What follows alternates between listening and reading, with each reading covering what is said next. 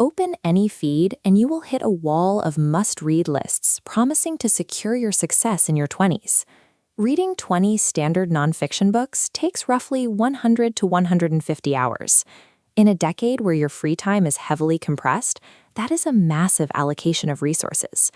Reading a book that addresses the wrong life stage wastes cognitive bandwidth. You are spending limited mental energy on solutions you cannot use yet. Optimization requires treating these texts as targeted tools to solve a specific friction point. A 20-something brain frequently attempts to process rent, career progression, relationship anxiety, and a search for purpose all at once. We cut through that noise using a triage framework. This starts by isolating the exact bottleneck holding you back right now. The first major bottleneck is wealth generation and systems. This is a deficiency in capital, cash flow, or the daily routines required to build them. The second bottleneck is emotional resilience and trauma, the weight of burnout, unresolved mental health loops, or crippling anxiety. The third bottleneck is social capital and purpose. You either lack a professional network or you simply don't have a clear direction for your career. This framework relies on a single rule: ignore advice that doesn't address the specific friction point causing you immediate pain. If your primary goal is financial independence, you are dealing with the wealth and systems bottleneck. For decades, Robert Kiyosaki's Rich Dad, Poor Dad has defined this category. The core thesis is straightforward: acquire assets that put money in your pocket and avoid liabilities that take it out. This approach changes how you evaluate cash flow. You begin to see high-interest debt and luxury expenses as anchors that hold back your net worth. The trade-off is that this approach is heavily philosophical. It lacks the step-by-step investing mechanics required to navigate a modern digital economy. Execution requires a system.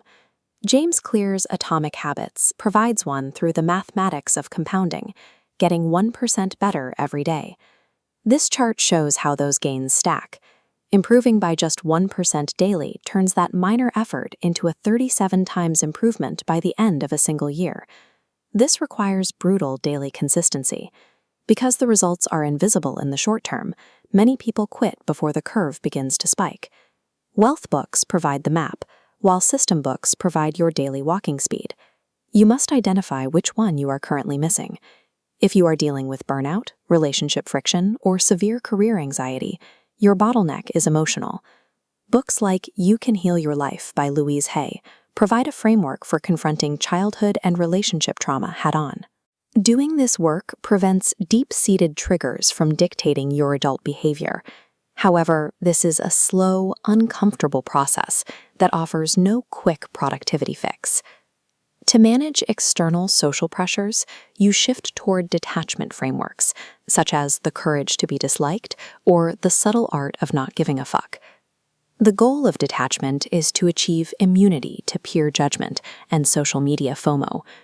You learn to drop the expectations that do not actually serve your goals. There is a risk here. If you apply detachment without nuance, the philosophy can degrade into toxic apathy and nihilism. When you build a career on a foundation of chronic burnout or unaddressed trauma, you eventually sabotage your own gains. Settling the mind first creates the stability needed to actually keep the wealth you build later. The social and purpose bottleneck applies to those struggling to build a network or feeling directionless. To build a network, Dale Carnegie's How to Win Friends and Influence People remains the standard for learning how to manage managers, impress partners, and navigate social friction. Applied correctly, Carnegie's rules rapidly accelerate your social capital and generate valuable career favors.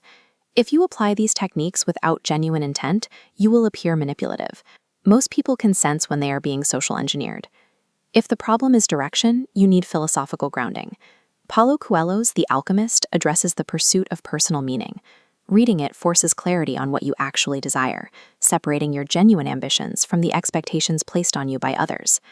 The trade-off is that this is highly abstract. Uncovering your destiny will not help you pay rent this month. Purpose-driven books provide a destination. Social capital books provide the vehicle to get there. They serve vastly different timelines. We filter these options using a 2x2 matrix. The horizontal axis tracks your timeline, from immediate tactical need to long-term philosophical need. The vertical axis tracks your focus, from external money and people down to internal mind and trauma. If you are struggling to pay rent, esoteric manifestation books like The Secret provide the wrong solutions. Your focus belongs in the tactical quadrant.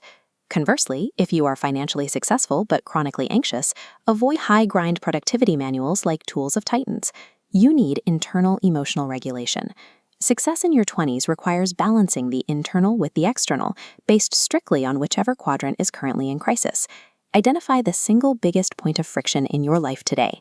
Use the matrix to select exactly one book from that quadrant.